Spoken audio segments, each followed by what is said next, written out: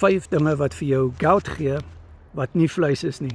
Fruktose, suiker, hoë insulienvlakke, sommige medikasies, soos waterpille, en ook ander medikasies, verkeerde speserye, byvoorbeeld waar MSG in is, ook as jy ontwater, dehydreer. Daar is baie dinge wat ek jou kan sê oor gout, en ons help mense elke dag op die Carnivore en Ketovore coaching, om juis gesond te word van hoë urinesuurvlakke. As jy Carnivore verkeerd gaan doen, gaan jou urinesuurvlakke hoër maak. Alle Carnivore produkte is nie gelyk nie.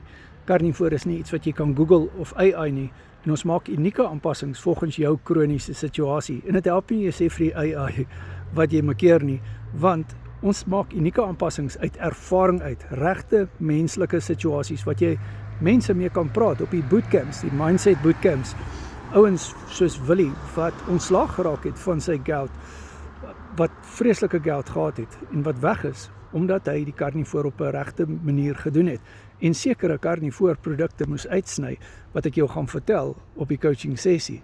WhatsApp my nommer is in die bio. Ons het ook die urinesuur bootcamp gedoen en dis tot jou beskikking. Ek is vandag 7 jaar en 45 dae op die Carnivore dieet. Ek het my eie nie-alkoholiese vetterige lewer omgekeer met die Carnivore dieet, deur dit reg te doen.